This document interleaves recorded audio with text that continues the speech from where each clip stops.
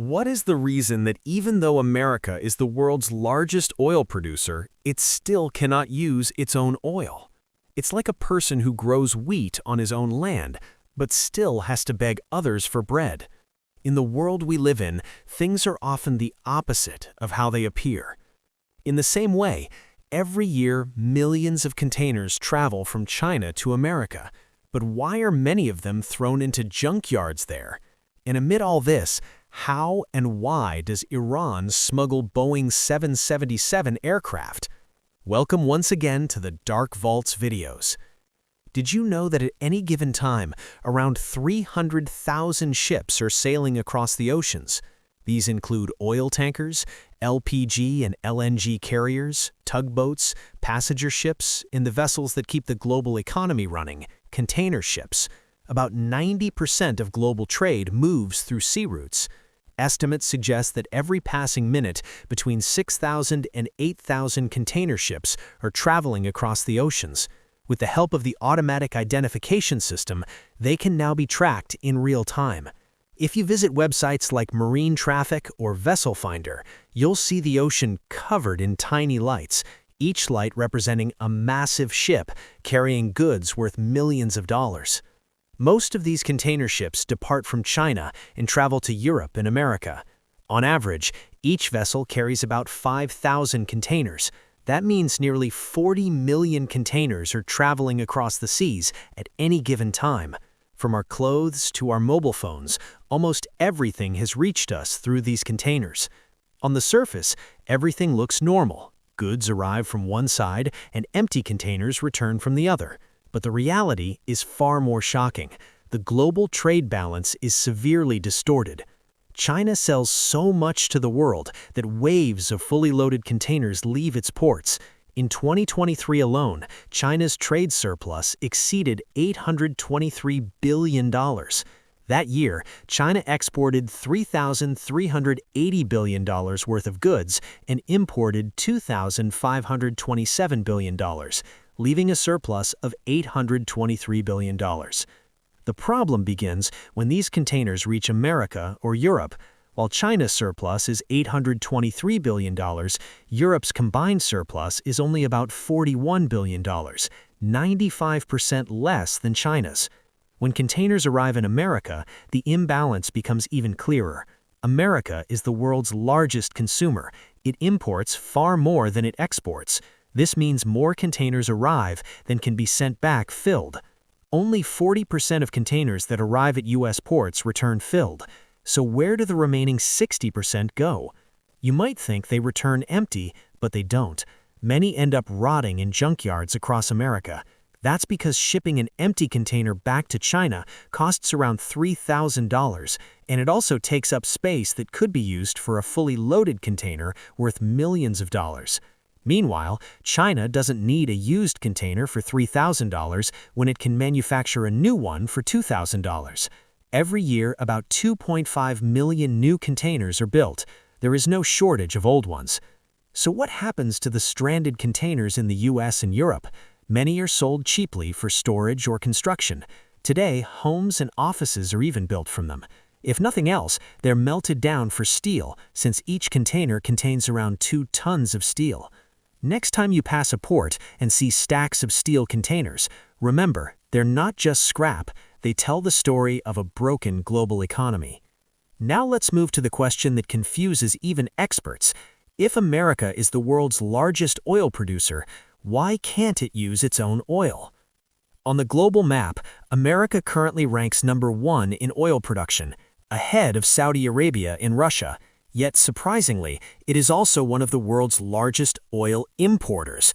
It sells its own oil, but buys oil from others for domestic use. There are 3 major reasons behind this. The first reason is oil chemistry. Not all oil is the same. The oil extracted from American soil is mostly light crude oil, thinner and less viscous. However, many U.S. refineries were designed decades ago to process heavy crude oil, especially when America used to import thick crude from Mexico and Venezuela. To fully adapt refineries for light crude oil would require technological upgrades costing over $200 billion. Instead of spending that money, America sells its light crude at high prices internationally and buys cheaper heavy crude from abroad. The second reason is logistics.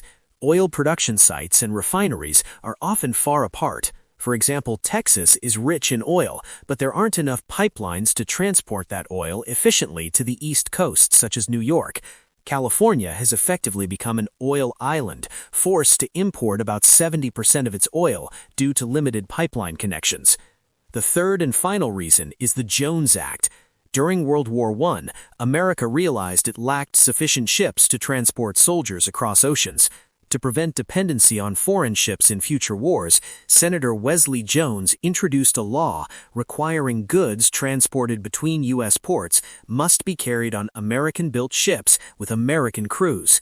However, building ships in America costs about 3 times more than in China, and crew salaries are higher too.